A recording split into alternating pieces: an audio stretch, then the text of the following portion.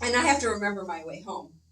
First of all, that's enough of a mind meld. Okay, this isn't home. This is temporarily home. It's like a vacation home. Like that's the real home, but we talk about that being the vacation. But okay, so that's the idea. So then the question is, where do I get a map? How do I get this information? When I was born, somebody forgot to give me the user manual and the map. The user manual was of the physical body, and the map was of where I'm going. Right? So those kind of were two important pieces of information kind of left out in today's birthing hospital experience. Okay? It'd be great if those are the two pamphlets they handed you. Here's how to work with your kid's body, and here's how to remember help them know where they're going. And safe for you. Right? That would be a great thing to have. So then we look for the information, we look for a map, we look how to manage, how to kind of go with this. And the beauty of this is it does exist. It kind of went underground for a bit, or let's say it wasn't necessarily for the masses for many years, because it was really waiting for the masses to get to a point of consciousness or awareness where they could wrap their heads around this information a little bit. Now, you could go full circle and say we were there before, and then we kind of fell out of it, and we kind of went back into it. So the idea here is we're going to be looking at the map in a particular viewpoint today, and we're going to be looking at it from what the Vedas would call, and TCM would call the chakras, and Taoist would call the dimensions. Ultimately, same thing, same big teaching, different words. Does that make sense? Okay. So who's going to help me? What is a chakra? It's an energy center. Energy wheel, energy vortex, energy center. It's a thing of energy. It does something. There's this energy. I'm not exactly sure, but it has energy. Right? Right? It's in that game. So, okay, how many chakras are there? 7. Physical, 7 large ones. There's a lot more. 20, there's a lot of answers here. 7. there's I don't know. Physical, there's 6. Yeah. There's a trick. Physically, there's 6. Now, we do exist or talk about 7, but you can't get to 7th heaven until you ditch number 1. Ugh. Okay? But ultimately, as far as dimensions go, or chakras go, there are infinite chakras. We happen to exist in 6 of them. But didn't really get those 2 nailed. Okay? So there's infinite chakras, meaning infinite dimension, infinite planes of reality, infinite levels of which we can have our focus, our awareness, our concept, or plane of reality. A chakra is really, along with the dimension, just a plane of reality that gives us an understanding of what happens on that plane, on that reality. What's happening in that realm, in that existence. And what tends to happen is we might get locked. We're going to be looking at balancing them, because if we get locked on just one plane of reality, that's all we see of as existence. And we get like mono-focused instead of being able to jump levels or realms or realities, being able to see that all the planes existing kind of at one time. So we get kind of locked into one. But I think it might be helpful first just to go through each chakra and give a little bit of a groundwork as to that chakra and that dimension and that plane of reality. Okay? So we're going to start with the very base chakra. And this very base chakra is located at the Huyin, perineum, Muladhara, root chakra. This is the base of the Changmai, the Shushmana, the Tai Chi pole. A lot of words, right? So there's this center pole in the body. Everyone's familiar with this center pole, right? And Changmai is also known as what vessel?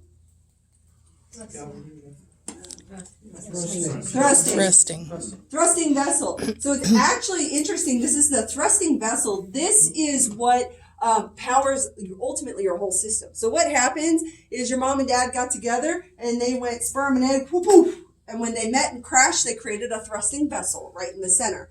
You had the governing vessel in the back, all your daddy stuff, and the conception vessel in the front, all your mother stuff. So everything that happens in the front of this vessel is going to be for mother and then for father, yin and yang, but they create the center, which is creating the third. So this is your thrusting vessel. This thrusting vessel is ultimately going to be powered by 6 internal energies centers, 6 internal levels. I like to think of the chakra pole as like a high-rise building, or like a 7-story or a 6-story with a helicopter landing pad or something like thing. And so what happens in this 6-story building and this top floor is you have to have, each floor has to work. If the first floor, the power goes out, the electric doors don't open, the elevator doesn't open, nothing's going to come in, nothing's going to come out, that building won't survive. This is the first chakra. The first chakra is your root. This is your survival. This is the first thing that you have to do, is just survive. When you come out of the womb and you're born, the very first thing, your main function is to, babies do what? Eat, sleep, poop, grow, like very basic function. That's it. They don't have to get a job. They don't have to go out and hunt for their food. They don't have to fall in love. They don't have to have wisdom or knowledge or any of these upper chakras. All they have to do is base survival skills. This is your first chakra. If you're having trouble with these things of life, just basic survival of life, feeling like you have a ground to stand on, you have a first chakra imbalance. Work on your first chakra. Get some red. Do some chanting. Lots of lum, lum, lum, lum. It's a sound for that low chakra. Work on mulana, hoyin, lifting hoyin, okay, closing it, kind of contracting and pulling that up. So this is the first, this is the base. This is the very beginning of things. In Taoist concept, the first chakra, first dimension, is a dot. We're going to go into physics for a moment and consider particle and wave. Yes? Mm-hmm. With a particle, you can tell what about a particle? You can tell, I know you're thinking, where it is. But you can't tell how big it is. All you see is a dot floating somewhere out there. You can go, ha, it's there. How big is it? I have no idea. Okay, so that's the idea of the particle. It's just a dot. It's a single plane. It has no depth. It has one dimension. It has no polarity. If it were a second dimension, it would have opposites. Yes? In order to have a second dimension of opposites, what's third dimension? Who's seen a 3D movie or heard they exist? Yes? Okay, what does a 3D movie do? It comes at you. Okay, so it starts to move to you. So first you just have one dimension. First, one dot. Particle, just find where it is. Then from that particle, if you turn it on its side, you see the wave or the length. You see the second dimension. This will tie in to our second chakra as well. So we have a second dimension here. Now I can begin to see that it has either up and down or left and right. Up and down or left and right. It has two. Okay? So it has the polarity, the opposite. I can begin to see this is a flat movie screen. A flat movie screen has what? Left, right?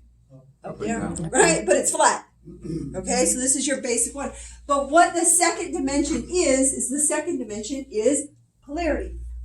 What is the second chakra? Nothing but polarity. First of all, you got two kidneys there, a yin and a yang, right and left kidneys. So let's start there, because the second chakra ultimately runs, the first chakra is a plug at the bottom. That's why we close it, because all of our energy likes to go bleh.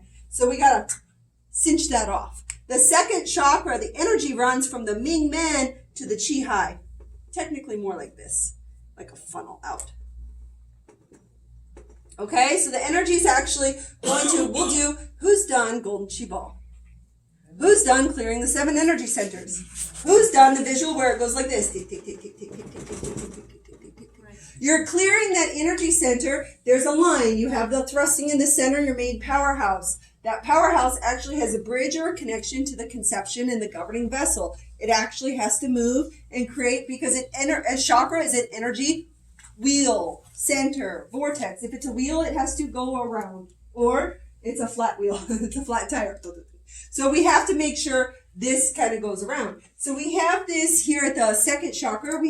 Now we've come into our opposites. This is the second thing that begins to happen. You can look at this creative power on a positive aspect. On a negative aspect, it can be sexual struggle. Okay, so creative power would be merging. Yoga, I love it. Shiva, Shakti, right? So we have all the Vishnu, Lakshmi, you have the correct powers in line. But we can go into offsets, with that. So we have this second chakra, and the second chakra is going to be, of course, governing in managing or covering anything reproduction, because that chakra is going to manage anything in that region. We know Jing Qi Shen.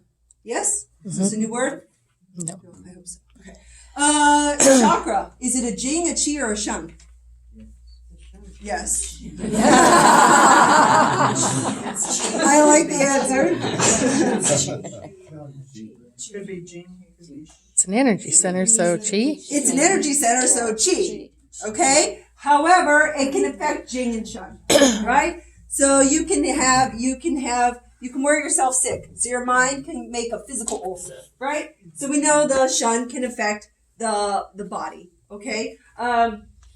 Okay, fine. So I have Jing Qi Shen, but the chakra, so first chakra affects anything in the low body. So knee problems, foot problems, anything in the pelvic floor, hemorrhoids, things like that. Anything that's happening in this region is going to be connected to the first chakra, and so on up the chain. Second chakra, anything happening in the reproductive system is going to be a second chakra concern. Okay, do you see how that kind of works?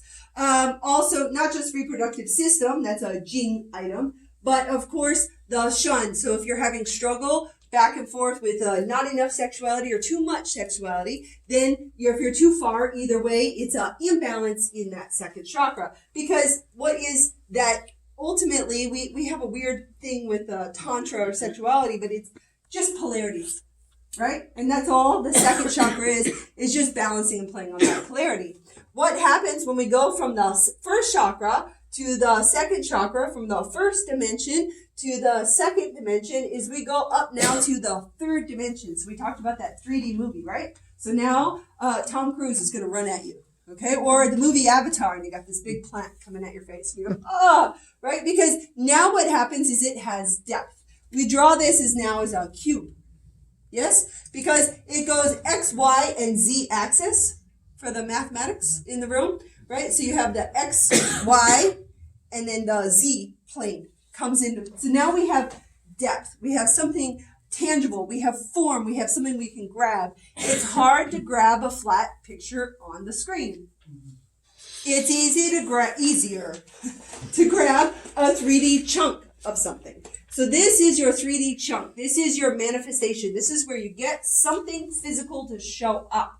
Okay, so your third chakra, your third powerhouse, the third dimension is where you start to build up your reality. So third dimension would be, instead of just being able to survive, I can eat, sleep, and poo, now I can build up and have a house to live in. Third chakra is going to be my house. Okay, and the level of my third chakra is going to be depending on whether that's a box or a big home. Okay, small, wall, but preference too. So that's not always exact.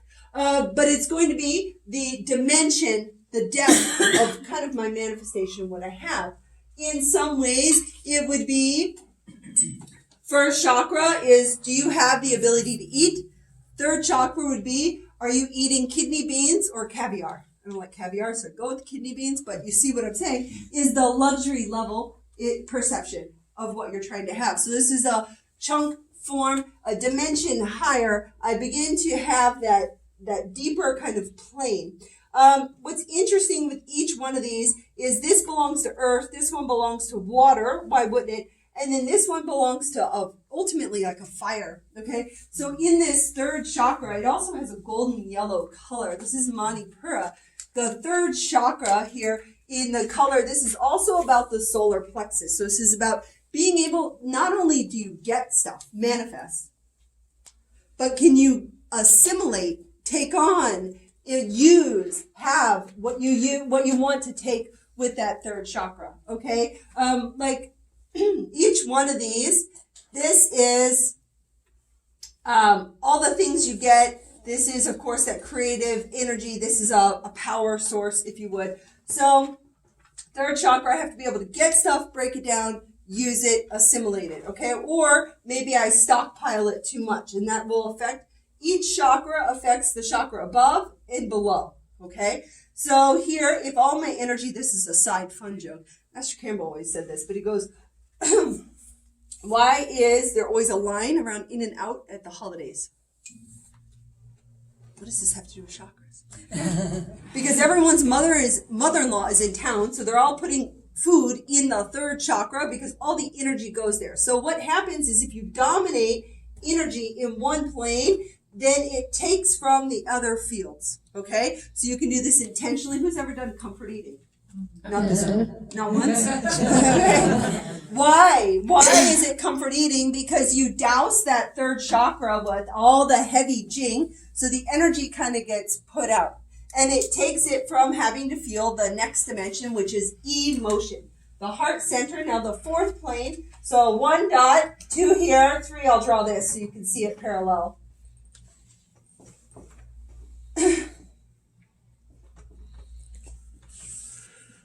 Okay, there's your cube. Fourth chakra, emotion. The movement of time. Story. You're in a story. What's the story? Something about the past. It's something about the future. There's not a lot of story about now because you're too busy living. Does this make sense? So what happens is now I can move up to the emotional realm.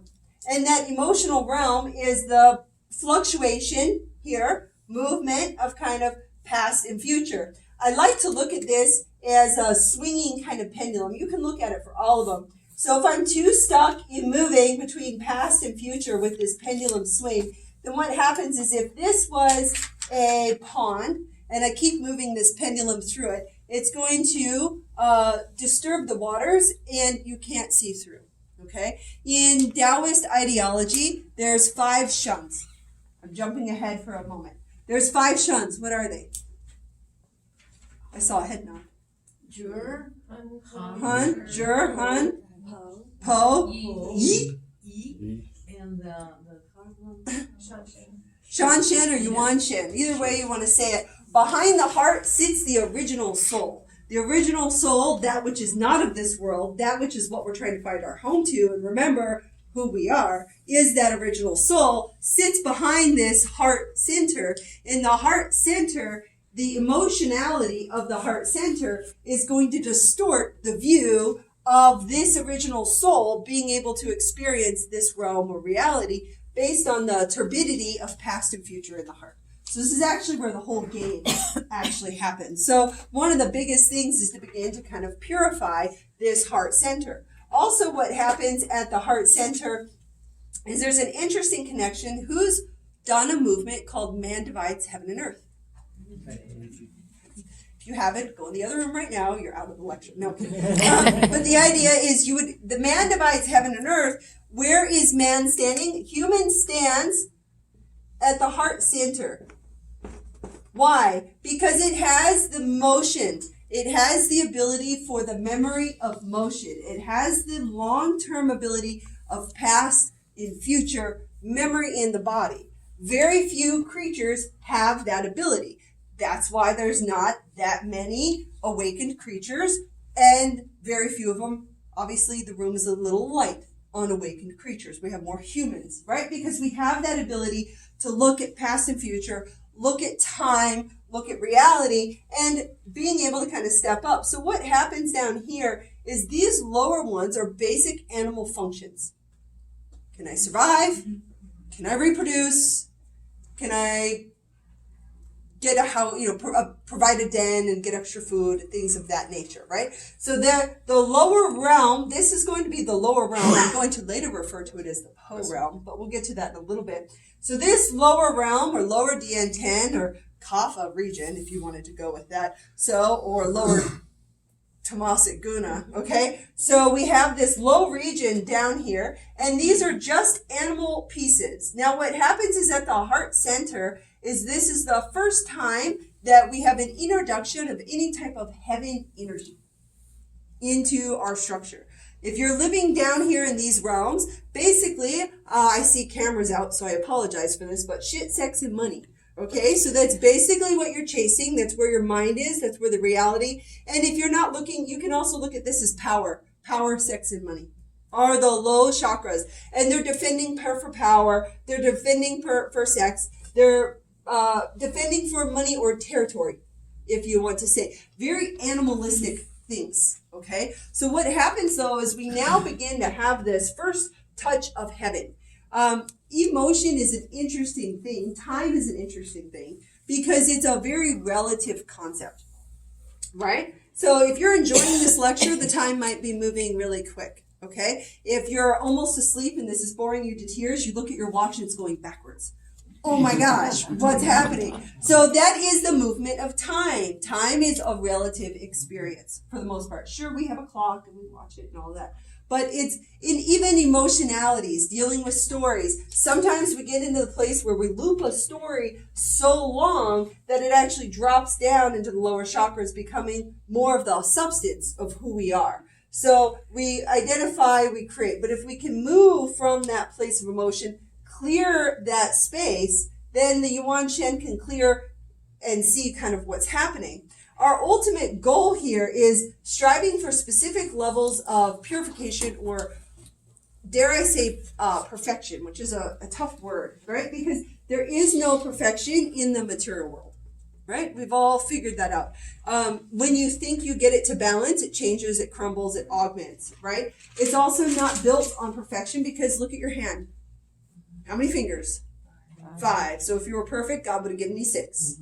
Okay? So you'd have been nice and balanced and even. But you weren't really designed for that matter. We were designed to be in this plane, in this reality. Okay. Again, I'm just trying to kind of come up. Oh, third chakra. If I have third chakra concerns, I'm going to have digestive issues. I'm going to have, right, ulcers, anything kind of happening in this region. I'm going to have pain in my lower thoracic. So this is all going to be third chakra. Fourth chakra, I'm going to have issues here. So I'm going to have issues with the tissue around the heart or the tissue around the chest, in the armpits. I'm going to have, emotional. Maybe I'm blocked off or kind of been hurt or something of that nature. So these are all things that happen there. So I have to keep moving. We're going to go up from the fourth chakra, from the emotional plane. And this is just a movement of time. Okay? And we all know when movement ceases, we get tranquility. And that's really the game. Who's heard everything about tranquility here? Somebody. Tao Te Ching, seeking tranquility. How about what's the peace and tranquility scripture? There's one. Stewart's? No? Okay, so fine. So I am kind of stalking that tranquility. Let me move up, though, to the next chakra. This one rests at the throat center. Okay, so the throat center,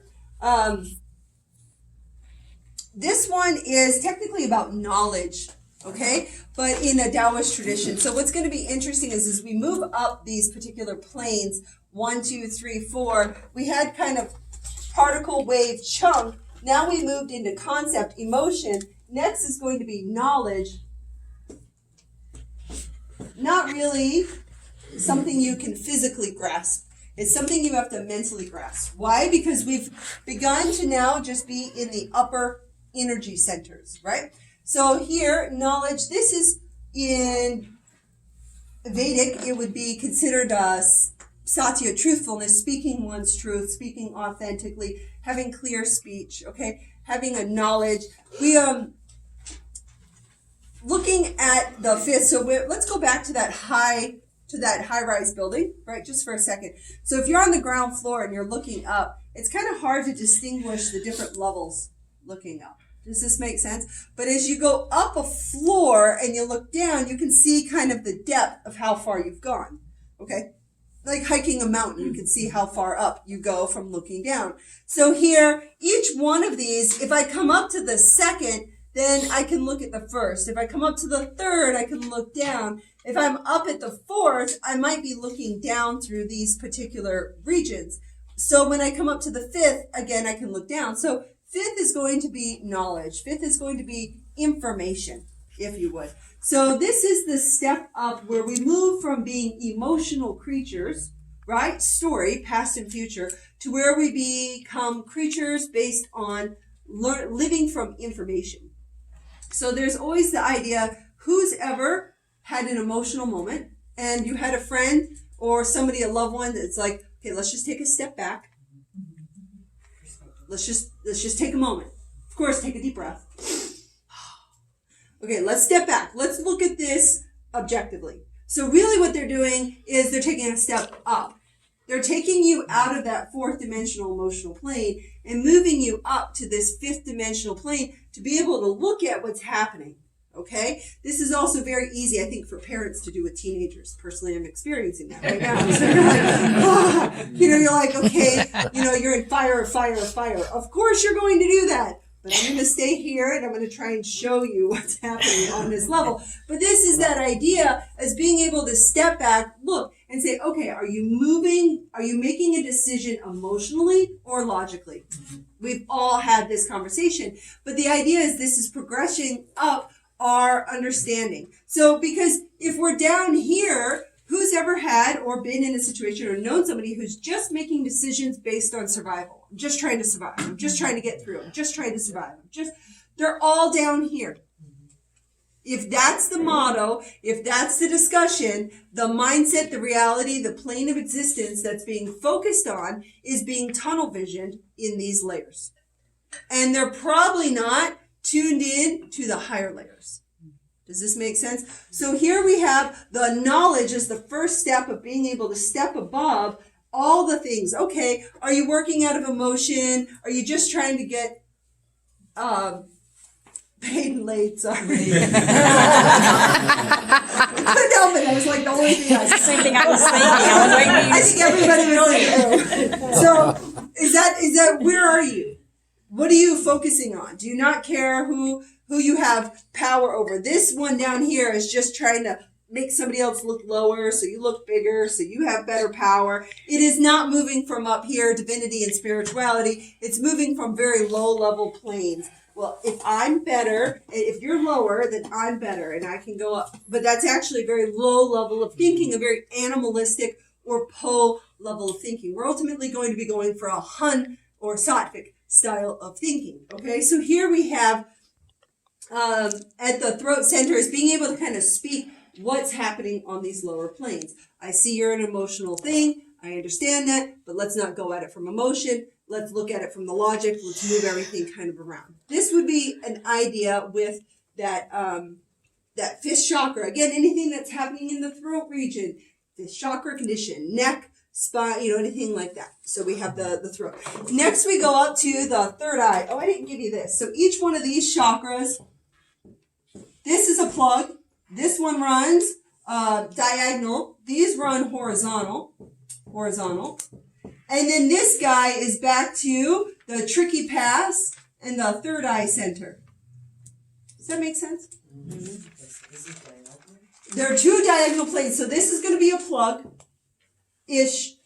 Plug. Diagonal. Horizontal. Does that make sense? Okay. So what happens here is now we're going to come up to the third chakra, or the sixth chakra. And the sixth chakra here, third eye is what I was going to say. But the sixth chakra, or the third eye center, this is going to be where you begin to kind of see. Who's ever gone, aha, I see, or aha, I see. Mm-hmm. Right? Nobody does it from here. I see. I see what you mean. Doesn't make sense. It's always from here. I see what you mean. So this means the ability to kind of see. This means you can see what's happening, and really what's happening on all of these planes. I can see where you are. I can see where you're stuck. I can see what you're focusing on. I do this all the time. I have people come and sit at my desk, and I don't even know how many interactions and meetings with individual, and all I have to do, it's not a judgment thing, listen to what they're talking about, and I can see where they're staying. Are they here? Are they focused here? Are they focused here? Are they down in here? What's happening? And then you can eventually talk to and direct. Hopefully what you do is you talk to them on their plane, but then you direct them up a plane as high as you can get them. If they're here, you might be able to go here or here. Maybe. Does that make sense? But it might be hard to go all the way up there. So you kind of have to meet them and walk it up a little bit. But you do try and keep this in the game. So this is the place. Technically, this is knowledge. You'll hear it called spirituality, because this is divinity and wisdom. So in the third eye, this is technically connected through the pineal gland, yes? Okay. Time magazine calls it the antenna to God. So being able to kind of clear and listen. The idea is who's ever either walked into a structure like this, Qigong, yoga, anything like that, or had a student walk in and be like, and the reason they're there, like, I'm looking for balance. Anyone? Physical balance. I want to be more balanced. I want to feel centered. Yes? Yeah? Okay. Good. The ultimate goal of that is to be centered between the right and left hemispheres of the brain where it's still. You're not swinging the pendulum right and left. We like to do this polarity. I'm right brain. I'm left brain. I believe in the right side. I believe in the left side. Dark, blue, red, green, blah, blah, blah, blah, blah. Okay? So there's this swing because there is a connection between the 6th, 4th, and 2nd. Just as there is the 1st, 3rd, and 5th. Food comes in the 5th, digests in the 3rd, goes out the 1st. Second, lust, love, and wisdom. Right? So this would be a great dating experience. You know, are you going for lust? Are you going for love? Are you going for somebody who you're actually long-term? Can you have the wisdom to see that you're long-term compatible? Does this make sense? They kind of all go together. So we have this third eye awareness and understanding, and this is the antenna to God. So the information would come down inside the pineal gland through the third eye, diagonally connected to the cerebral cortex here, visual cortex. So I have this information that comes in. But if I have all of this going, I won't hear it.